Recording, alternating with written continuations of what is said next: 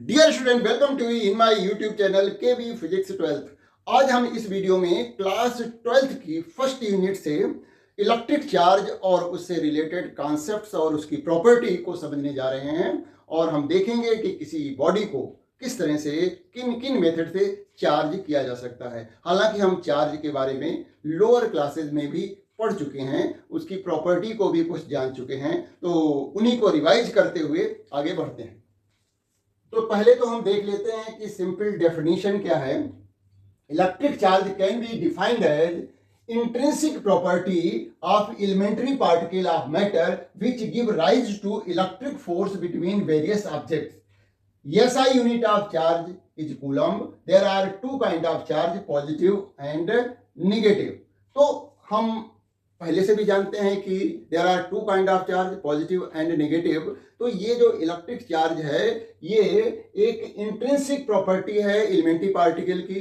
कोई भी body charge की जा सकती है और जब हम चार्ज करते हैं तो या तो वो पॉजिटिवली चार्ज होती है या फिर निगेटिवली चार्ज होती है, ऐसा हम लोग जानते हैं। हम यहाँ पर एक बात और लर्न करें कि जो चार्ज की यूनिट है, एसआई यूनिट है, वो कूलॉम्ब है।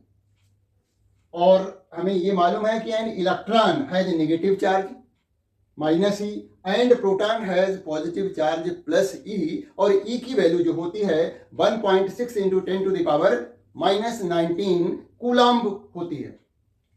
तो ये जो है किसी भी पार्टिकल की जो है प्रॉपर्टी हो सकती है, उस पार्टिकल को, उस ऑब्जेक्ट को चार्ज किया जा सकता है। हालांकि बेसिकली कोई भी पार्टिकल या कोई भी ऑब्जेक्ट जो है इलेक्ट्रिकली न्यूट्रल होता है। इलेक्ट्रिकली न्यूट्रल का मतलब ऐसा नहीं कि उसमें चार्ज नहीं है, चार्ज ऑलरेडी है। बॉडी में, ऑब्जेक्ट में चार्ज पहले से मौजूद है, क्योंकि every matter, every object is made up of atoms. और एटम के अंदर क्या होता है, हमें मालूम है कि एटम में एक न्यूक्लियस होता है। किसी भी एलिमेंट के एटम में न्यूक्लियस होता है, और न्यूक्लियस में कौन से पार्टिकल होते हैं, प्रोटॉन और न्यूट्रॉन।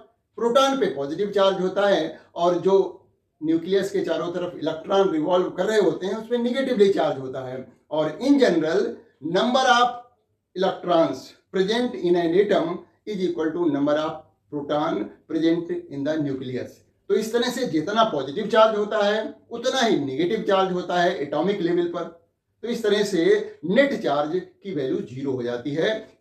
मतलब कोई भी एटम इलेक्ट्रिकली न्यूट्रल हुआ। इस तरह से एटम से बना पूरा मटेरियल, पूरा ऑब्जेक्ट भी इलेक्ट्रिकली न्यूट्रल ही हुआ। तो आगे बढ़ते हैं। कुछ हम प्रॉपर्टी जो कि ऑलरेडी पढ़ चुके हैं और कुछ नई प्रॉपर्टी जानते हैं चार्ज के बारे में। तो some important points regarding electric charge. तो there are two types of charges, positive and negative. Like charge repel each other and unlike charge attract each other. इस प्रॉपर्टी को हमने पढ़ा था और एक्सपेरिमेंटली करके भी देखा था लोअर क्लासेस में। When an object is charge it is said to be electrified और चार्ज। मतलब उसको, बॉडी को जब हम चार्ज करते हैं तो उसको हम कहते हैं ये बॉडी इलेक्ट्रिफाइड हो गई या कहें चार्ज हो गई। An object has no net charge so it is called electrically neutral. हमने जैसा कि बताया, बेसिकली कोई भी ऑब्जेक्ट जो होता है इलेक्ट्रिकली न्यूट्रल होता है, क्योंकि वो एटम से बना है। जब एटम उसका इलेक्ट्रिकली न्यूट्रल है तो object as a whole electrically neutral होगा। मतलब जितना उस पर पॉजिटिव चार्ज होगा उसके अंदर उतना ही निगेटिव चार्ज होगा। इस तरह से नेट चार्ज 0 होता है। Charge can be transferred from one body to another body. और यहाँ पर बात हो रही है कि ओनली निगेटिव चार्ज यानी इलेक्ट्रॉन्स कैन बी ट्रांसफर्ड। तो बॉडी के अंदर चार्ज प्रेजेंट है, नेट चार्ज 0 है। तो इस तरह से किसी बॉडी से हम चार्ज को दूसरी बॉडी में ट्रांसफर करते हैं। तो charge can be transferred from one body to another body.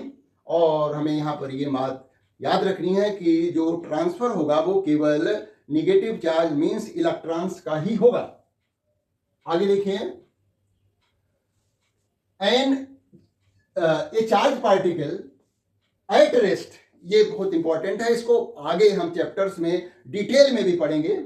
ये charge particle at rest produces electric field, वो तो इसी चैप्टर में पढ़ने जा रहे हैं कि चार्ज जो बॉडी होती है या चार्ज पार्टिकल होता है उसके चारों तरफ, हाँ, स्पेस में क्या होती है, एक इलेक्ट्रिक फील्ड जनरेट होती है।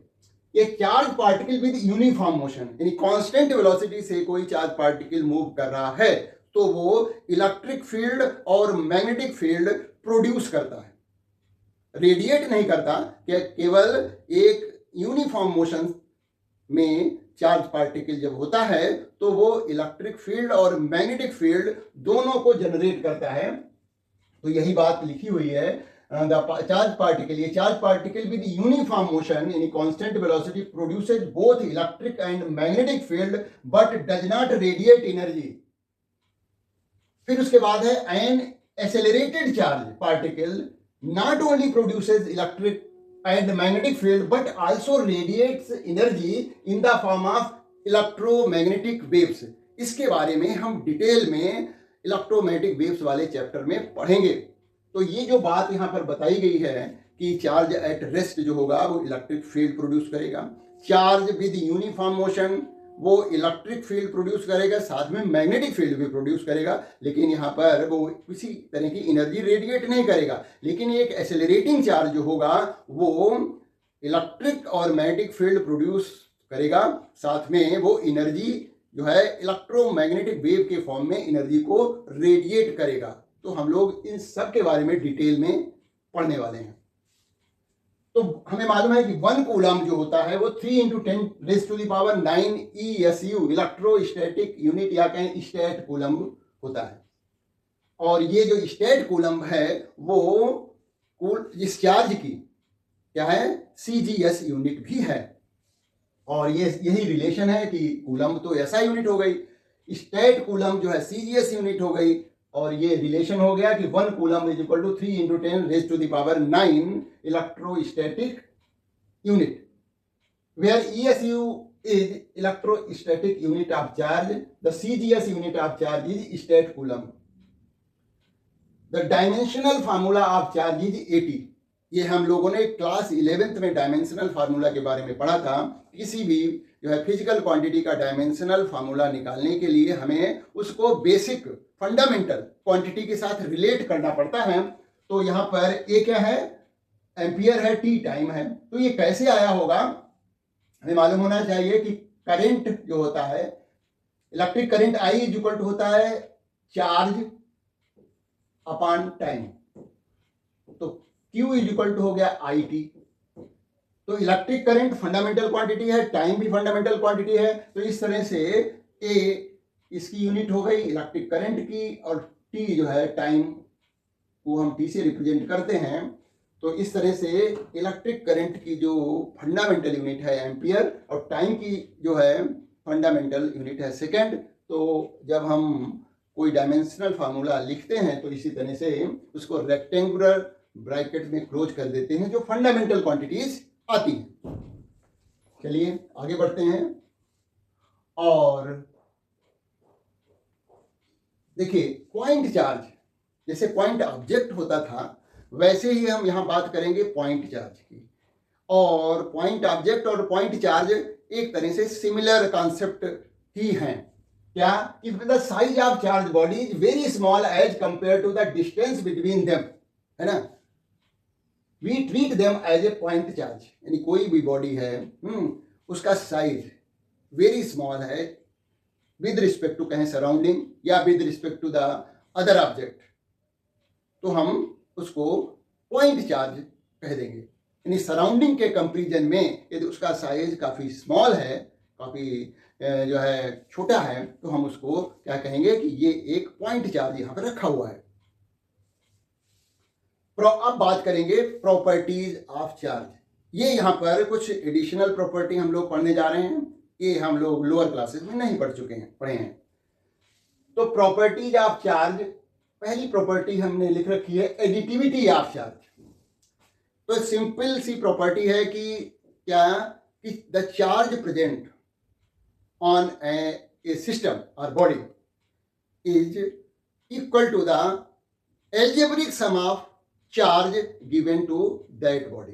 यानी किसी बॉडी पर कितना चार्ज प्रेजेंट होगा ये हमें पता करना है, तो उस बॉडी को दिए गए चार्जेज का एल्जेब्रिक सम निकाल लें, मतलब विद साइन, यानी हमने उसको कुछ पॉजिटिव चार्ज दिया है, कुछ निगेटिव चार्ज दिया है, तो साइन को कंसीडर करते हुए उसको हम उसका एल्जेब्रिक सम निकालेंगे, तो हमें उस सिस्टम पर या उस बॉडी पर प्रेजेंट चार्ज की वैल्यू पता लग जाएगी। तो total charge present on a body और system is equal to algebraic sum of the charge given to body और system. Proper sign have to be used while adding the charges in the system.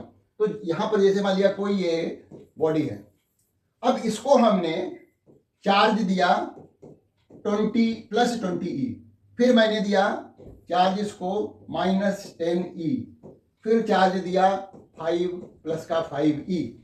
तो इस तरह से हमने 3 बार में इसको charge दिया है। तो अब इस पे कितना चार्ज प्रेजेंट होगा, तो इनका एल्जेब्रिक सम निकाल लीजिए।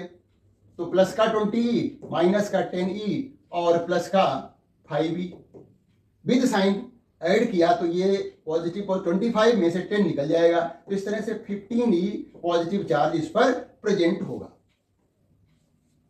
अगली प्रॉपर्टी देखते हैं। देखिए अगली प्रॉपर्टी है कंजर्वेशन ऑफ चार्ज। जिस तरह से हम लोगों ने कंजर्वेशन ऑफ एनर्जी पढ़ा, कंजर्वेशन ऑफ मोमेंटम पढ़ा, ठीक वैसी ही ये भी प्रॉपर्टी है।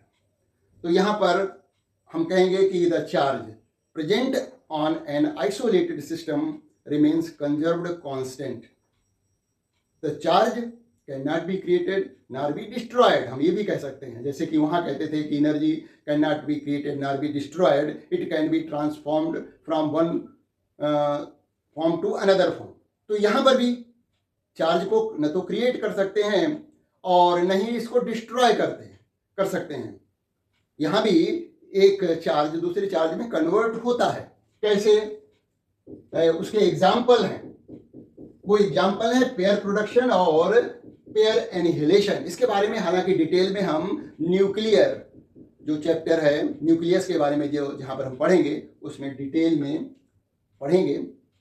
तो यहां पर लिखा हुआ the total charge of an isolated system is always conserved. जब सिस्टम आइसोलेटेड होगा means the system is not in touch with the surrounding, it is totally isolated, then the charge present on that system will remain conserved constant. अब कहीं उसको जाने की तो रास्ता है नहीं, इसका मतलब जितना चार्ज उस पर प्रेजेंट होगा वो प्रेजेंट ही रहेगा। उसी बात को आगे लिखा गया, it is not possible to create और destroy net charge carried by an isolated system. तो यहां पर जैसे पेयर प्रोडक्शन थोड़ा हम बता देते हैं कि पेयर प्रोडक्शन क्या होता है। देखिए किसी भी केमिकल रिएक्शन में चार्ज तो कंजर्व रहता है। यहां पर nuclear reaction, even nuclear reaction में भी चार्ज कंजर्व रहेगा, है ना। चार्ज वहां भी क्रिएट नहीं होगा, जबकि न्यूक्लियर रिएक्शन तो ऐसे रिएक्शन होते हैं जिसमें कि बिल्कुल जो है प्रोडक्ट्स बनते हैं वो टोटली न्यू होते हैं, जो कि ऑलरेडी प्रेजेंट नहीं होते हैं बिफोर द रिएक्शन। जबकि केमिकल रिएक्शन में तो क्या होता है कि जो एलिमेंट पहले से प्रेजेंट होते हैं उन्हीं का ही रीअरेंजमेंट होता है। तो यहाँ पर ये जो कंजर्वेशन ऑफ चार्ज है वो न्यूक्लियर रिएक्शन पर भी अप्लाई होता है। जैसा कि हम पढ़ेंगे कि जैसे न्यूट्रॉन है, न्यूट्रल पार्टिकल है, it can be converted into proton plus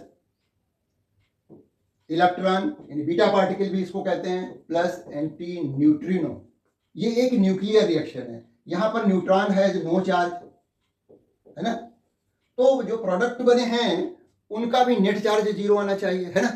तो proton per unit positive charge होता है, ये इलेक्ट्रॉन है इस पे यूनिट निगेटिव चार्ज होता है। हम इसको ऐसे भी लिख सकते हैं, जैसे proton per unit positive charge है और इस पर जो है यूनिट नेगेटिव चार्ज है। ये एंटी न्यूट्रिनो, ये मासलेस और चार्जलेस पार्टिकल है। तो ये तो मासलेस चार्जलेस पार्टिकल हो गया। यहां पर देखिए प्रोटॉन का यूनिट पॉजिटिव चार्ज और इलेक्ट्रॉन का यूनिट पॉजिटिव चार्ज यदि हम ऐड करेंगे तो हमें क्या मिलेगा? 0। तो इस तरह से बिफोर द रिएक्शन जो है there was no charge, neutron था, न्यूट्रल पार्टिकल था, और रिएक्शन के बाद में जो हमें प्रोडक्ट्स मिले हैं उनका भी नेट चार्ज 0 ही आया है। इस तरह से चार्ज न तो क्रिएट हुआ है यहां पर, न ही डिस्ट्रॉय हुआ, जैसा था वैसा ही रहा। एक थर्ड प्रॉपर्टी है चार्ज की जिसको हम कहते हैं quantization of charge. Quantization of charge, तो यहां पर हम इससे समझते हैं कि the total charge present on a body और system is always integral multiple of charge present on an electron. तो उसको हमने यहां पर नोट कर रखा है, the total charge present on any body can be expressed as integral multiple of basic unit of charge. Basic unit of charge क्या है? Charge present on an electron, यही बेसिक यूनिट है। मतलब इससे छोटा चार्ज जो है इंडिपेंडेंटली फ्रीली एग्जिस्ट ही नहीं करता। यानी स्मॉलेस्ट चार्ज जो हो सकता है, जो फ्रीली एग्जिस्ट करता है, वो है चार्ज ऑन एन इलेक्ट्रॉन। तो किसी भी सिस्टम पर, किसी भी बॉडी पर जो चार्ज प्रेजेंट होगा वो ई का मल्टीपल ही होगा। ई क्या है? चार्ज ऑन एन इलेक्ट्रॉन, जिसकी वैल्यू होती है 1.6 × 10⁻⁻19 कूलम। मतलब किसी भी बॉडी पर हो सकता है कि वो 5e के इक्वल चार्ज हो, 10e के इक्वल चार्ज हो, 100e के इक्वल चार्ज हो, 11e के इक्वल चार्ज हो, लेकिन कभी भी वो डेसिमल में या फ्रैक्शन में नहीं हो सकता। मतलब ऐसा नहीं होगा कि 1.5e चार्ज प्रेजेंट हो, 7/5e electron 7/5e charge present हो, ऐसा नहीं हो सकता। क्योंकि जो स्मॉलेस्ट चार्ज जो फ्रीली एग्जिस्ट करता है वो है चार्ज ऑन एन इलेक्ट्रॉन। तो इसको हमने यहाँ पर नोट कर रखा है, the total charge present on a body can be expressed as a integral multiple of basic unit of charge, that is charge present on an electron. यानी charge present on a body is Q is equal to होगा +- n × E, और n की value कुछ भी हो सकती है। यहाँ पर जो दिया गया कोई भी नंबर हो सकता है, 1 2 3 4 नेचुरल जो नंबर होते हैं उनमें से हो सकता है कोई भी नंबर, और E की वैल्यू जो होती है 1.6 × 10⁻⁻19। मतलब किसी भी बॉडी पर चार्ज प्रेजेंट हो सकता है। मान लिया हमने कहा 7e चार्ज प्रेजेंट है, तो इसका मतलब उस पर चार्ज कितना प्रेजेंट है? 7 × 1.6 × 10⁻⁻19 कूलम। तो जो स्मॉलेस्ट चार्ज है जो फ्रीली एग्जिस्ट करता है वो चार्ज ऑन एन इलेक्ट्रॉन है, और किसी भी बॉडी पर जो चार्ज प्रेजेंट होगा वो इसी E का इंटीग्रल मल्टीपल होगा। तो इस प्रॉपर्टी से हमें ये पता लगता है। हालांकि यहाँ पर एक बात और भी है जो कि मैंने नोट कर रखी है, proton and neutron are combination of other entities called quark.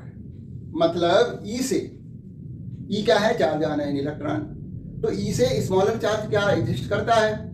हाँ, होता है। उसको हम क्या कहते हैं? क्वार्क कहते हैं। लेकिन वो फ्रीली और इंडिपेंडेंटली एग्जिस्ट नहीं करता। जैसे ये हमारे पार्टिकल हैं प्रोटॉन और न्यूट्रॉन, ये इन्हीं क्वार्क से मिलकर के बनते हैं। लेकिन ये कहो कि क्वार्क का फ्रीली एग्जिस्टेंस पॉसिबल है? नो। यानी quark can not be exist independently freely. हालांकि जैसे प्रोटॉन और न्यूट्रॉन इन्हीं क्वार्क से मिलकर के बनते हैं, और ये देखिए क्वार्क की वैल्यू हो सकती है +-1/3 +-2/3. However, isolated quark have not been observed. All free charges are integral multiple of basic unit of charge represented by E.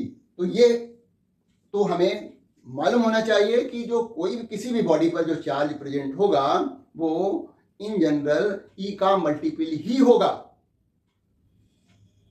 क्योंकि ये जो क्वार्क हैं उनका फ्रीली एग्जिस्टेंस पॉसिबल नहीं है। आगे बढ़ते हैं। अब बात करते हैं हम मेथड्स ऑफ चार्जिंग की। हालांकि इसको भी लोअर क्लासेज में पढ़ रखा है कि चार्ज को, किसी भी बॉडी को कैसे चार्ज कर सकते हैं। तो सबसे सिंपल प्रोसेस था charging by rubbing, charging by friction. तो जब हम किसी सुटेबल बॉडीज को, टू सुटेबल बॉडी लेते थे, and when we rub those bodies with against each other, then one body get charged. और जबकि हमने देखा कि दूसरी बॉडी भी चार्ज होती है, ऐसा नहीं कि एक ही बॉडी चार्ज होती थी। Simultaneously both bodies gate charge. Rubbing करने में होता क्या है एक्चुअली, रबिंग करने पर हीट जनरेट होती है और वो स्मॉल अमाउंट ऑफ हीट जो जनरेट हुई है उसी एनर्जी को गेन करके एक बॉडी के इलेक्ट्रॉन दूसरी बॉडी में ट्रांसफर हो जाते हैं।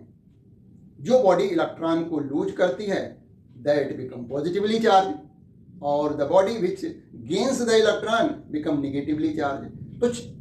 तो यहाँ पर रबिंग प्रोसेस में बॉडी जो होंगी वो simultaneously both bodies charge simultaneously, एक बॉडी पॉजिटिवली चार्ज होगी दूसरी बॉडी निगेटिवली चार्ज होगी। तो यहाँ पर वही बात लिखी हुई है, when two suitable bodies are rubbed together some electrons from one body get transferred to another body. The body which loses the electron get positively charged and the body which gains the electron get negatively charged. Hence, equal positive and negative charge appear on the body simultaneously due to transfer of charge after rubbing. अब जैसे कि कोई plastic का comb है, if we rub the plastic comb with our dry hairs, then the comb as well as our hairs are charged simultaneously. तो इसके जो famous कुछ एग्जाम्पल हैं वो हैं जैसे glass rod rubbed with silk cloth. तो glass rod get positively charge and silk cloth get negatively charge, है ना। तो यहाँ पर क्या हुआ होगा कि ग्लास रॉड के कुछ इलेक्ट्रॉन सिल्क क्लॉथ में चले गए होंगे, जब रब किया गया होगा हीट जनरेट हुई होगी, उसी एनर्जी को लेकर के इलेक्ट्रॉन का ट्रांसफर हो गया, है ना। एक और एग्जाम्पल होता है कि ebonite rod rubbed with wool. तो क्या होता है कि ebonite rod get negatively charge and wool get positively charge. तो यहाँ पर क्या होगा, वूल से कुछ इलेक्ट्रॉन एबोनाइट रॉड में आए होंगे, तो that is why the ebonite rod get negatively charge. तो जैसा कि हमने पहले भी बताया कि कोई भी material in general electrically neutral होता है। अब जैसे मान लिया ये हमारी ग्लास रॉड है, तो फॉर एग्जाम्पल इस पे जो है 100 पॉजिटिव चार्ज है और 100 ही नेगेटिव चार्ज है, 100 ही और -100 ही, मतलब जितने प्रोटॉन है उतने इलेक्ट्रॉन है, इसका मतलब ये हुआ, है ना। जब हमने इसको इस सिल्क क्लॉथ से रब किया तो सपोज इस ग्लास रॉड से 20 इलेक्ट्रॉन इधर आ गए, तो आफ्टर रबिंग ग्लास रॉड पे पॉजिटिव चार्ज तो 100 ई के इक्वल ही रहा, और क्योंकि 20 ई इधर आ गए हैं निगेटिव के, तो कितने बचे यहाँ पर 80 ई चार्ज निगेटिव बच गया ग्लास रॉड पे। तो ओवरऑल इसका सम करें तो हमें पता लग रहा है कि ग्लास रॉड पे +20 ई पॉजिटिव चार्ज आ गया। और बिफोर द रबिंग ये जो क्लॉथ है ये भी इलेक्ट्रिकली न्यूट्रल होगा, तो ये जो 20 इलेक्ट्रॉन आए हैं वो एक्सेस में होंगे। तो इसका मतलब इस जो है क्लॉथ पर निगेटिव का 20 ई चार्ज आ जाएगा। तो इस तरह से ग्लास रॉड और सिल्क क्लॉथ दोनों सिमिल्टेनियसली अपोजिटली चार्ज हो जाते हैं ड्यूरिंग द रबिंग प्रोसेस। तो देखिए वही हमने यहाँ पर एग्जाम्पल लिख रखा है जो अभी समझाया। Example, glass rod rubbed with silk cloth, glass rod get positively charge and silk cloth get negatively charge. Ebonite rod rubbed with wool become negatively charge and wool get positively charge. आगे बढ़ते हैं, दूसरा method समझते हैं, वो है charging by induction. When we take two conductors, one is charged, another is uncharged. On touching with each other, we observe that uncharged body also get charged with similar kind of charge to the charged body. यहाँ पर ये क्या है, charging bye conduction है, charging bye conduction है। तो यहाँ पर चार्ज एक बॉडी से दूसरी बॉडी में कंडक्ट कर जाता है जब हम चार्ज बॉडी को अनचार्ज बॉडी से टच करते हैं। तो this experiment should be conducted with rubber gloves. तो देखिए यहाँ पर जो बॉडी चार्ज की जा रही है वो कंडक्टिंग बॉडी होंगी, इससे पहले वाली जो मेथड था चार्जिंग बाय रबिंग, वहां पर जो बॉडी थी जिनको हम रब कर रहे थे वो नॉन कंडक्टिंग बॉडी थी। यहाँ पर जो चार्जिंग बाय कंडक्शन है उसके लिए बॉडी कैसी होनी चाहिए, कंडक्टिंग बॉडी होनी चाहिए। तो हम जब एक चार्ज बॉडी को अनचार्ज बॉडी से टच कर रहे होंगे तो हमारे हैंड्स में ग्लव्स होने चाहिए, रबर ग्लव्स होने चाहिए, जिससे कि ऐसा ना हो कि उस बॉडी का चार्ज, यानी जिस बॉडी को हमने चार्ज बॉडी को पकड़ रखा है उसका चार्ज हमारी बॉडी से होता हुआ अर्थ में चला जाए। तो ऐसा रोकने के लिए हमें ये एक्सपेरिमेंट जो है ग्लव्स के साथ करना चाहिए। तो जैसे कि ये एक मान लिया स्फीयर है, कंडक्टिंग स्फीयर है, और इसको हमने इंसुलेटिंग स्टैंड पर खड़ा कर रखा है। ये इंसुलेटिंग स्टैंड है, ये कंडक्टिंग स्फीयर है। अब इसके पास में एक हम चार्ज बॉडी लाते हैं और इसको टच करा देते हैं। मान लिया हमने ये निगेटिवली चार्ज बॉडी ले आए, है ना, और इसको टच करा दिया, तो क्या होगा, ये तो अनचार्ज था, तो ये चार्ज निगेटिव चार्ज है कुछ इसमें ट्रांसफर हो जाएगा। इस तरह से जो है ये स्फीयर जो है निगेटिवली चार्ज होगा, यानी जिस चार्ज की बॉडी ले आएंगे उसी चार्ज से अनचार्ज बॉडी भी चार्ज हो जाएगी। यानी पॉजिटिवली चार्ज लाएंगे, बॉडी चार्ज जो है वो पॉजिटिवली है, तो अनचार्ज बॉडी भी पॉजिटिवली चार्ज होगी टच करने के बाद। और निगेटिवली चार्ज बॉडी को टच कराएंगे तो सिंपल सी बात है कि वो भी निगेटिवली चार्ज होगी जो अनचार्ज बॉडी है। तो यही बात बताई जा रही है, on touching with each other we observe that the uncharge body also get charge with similar kind of charge to that of the charge body. Next जो प्रोसेस है charging by induction. If a charge body is brought near to an uncharge body, जैसे conductor, then one side of the neutral body closer to the charged body become oppositely charged while other side becomes similarly charged. If other side, any farther side is earthed, the uncharged body get oppositely charged to that of the charged body. तो यहाँ पर जो uncharged body होगी उस पर कौन सा charge आएगा, opposite charge to that of the charge body, यानी जो चार्ज बॉडी पर चार्ज रहा था। यानी यदि मान लिया चार्ज बॉडी निगेटिवली चार्ज थी तो अनचार्ज बॉडी पर पॉजिटिवली चार्ज आता है। This process of charging is called charging by induction. इसको भी समझ लीजिए, जैसे यहाँ पर ये मान लिया कंडक्टिंग स्फीयर है और उसको हमने इसको इंसुलेटिंग स्टैंड पर रख रखा है। अब हमने यहाँ पर कोई चार्ज बॉडी लाते हैं, सपोज यहां पर हमने पॉजिटिवली चार्ज बॉडी लिया है, ठीक है, कोई भी बॉडी ला सकते हैं। अब इसको टच नहीं कराना है। जब हम इस चार्ज बॉडी को इसके पास में लाएंगे तो क्या होगा, one side of the neutral body, ये neutral body closer to the charge body, यानी जो साइड इस चार्ज बॉडी के क्लोजर में है उस पर जो है क्या आ जाएगा, अपोजिट चार्ज आ जाएगा। यानी पॉजिटिव है तो यहां पर क्या आ जाएगा, निगेटिव चार्ज आ जाएगा। और जो फार्दर साइड है, दूर वाला जो सिरा है, that become similar kind of charge. मतलब क्या होगा, इसमें भी तो पहले से ही पॉजिटिव चार्ज और निगेटिव चार्ज प्रेजेंट था इस बॉडी में जो कि अनचार्ज थी। इस चार्ज बॉडी को इसके पास लाने पर इसने क्या किया, अपोजिट चार्ज को अपनी तरफ अट्रैक्ट कर लिया। सिंपल सी बात है कि opposite charge attract each other और सिमिलर काइंड जो चार्ज रिपेल ईच अदर। तो इसमें जो पॉजिटिव चार्ज प्रेजेंट था उसका रिपल्सन हुआ, वो अदर साइड में एक्यूमुलेट हो गया। ठीक है, अब हम क्या करेंगे, इस वाले को जो अदर साइड है, फार्दर साइड वाला हिस्सा है, उसको हम अर्थ कर देंगे। अभी हम इसको नहीं हटाएंगे। Keeping this charge body near to the uncharge body, we earth the farther end of the this uncharge body. अब हम क्या करेंगे, इस वाले एंड को अर्थ कर देंगे, किसी कंडक्टिंग वायर से इसको हम कनेक्ट कर देंगे और उसके बाद इस कनेक्ट करने के बाद इस रॉड को, चार्ज रॉड को भी हटा लेंगे।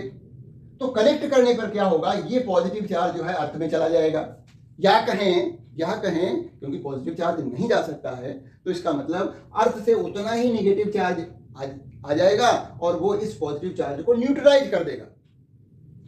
ये जो पॉजिटिव चार्ज जितना अमाउंट में यहाँ पर एक्यूमुलेट हुआ है उतना ही निगेटिव चार्ज अर्थ की तरफ से आएगा और वो इसको न्यूट्रलाइज कर देगा।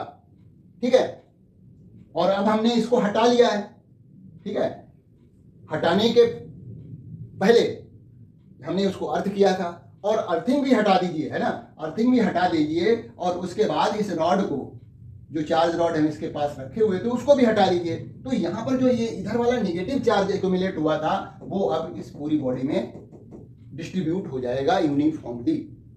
तो इस तरह से यहाँ पर देखिए, जब हम पॉजिटिवली चार्ज बॉडी ले आए थे तो ये जो अनचार्ज बॉडी थी वो निगेटिवली चार्ज हुई, और निगेटिवली चार्ज बॉडी लाएंगे तो अनचार्ज बॉडी जो होगी वो पॉजिटिवली चार्ज होगी। तो सिंपल से मेथड है जो कि हम लोगों ने लोअर क्लास में भी पढ़े हैं, है ना, और समझे भी हैं। तो एक बार बस एक तरह से रिवीजन ही है ना। तो यहाँ पर बताया जा रहा है, इफ अदर साइड यानी further side is earthed, the uncharge body get oppositely charge to that of the charge body. Charge body से अपोजिट चार्ज इस पर आ जाता है। तो इस तरह से हम लोगों ने आज चार्ज के बारे में बेसिक बातें सीखी। मिलते हैं एक नए वीडियो में।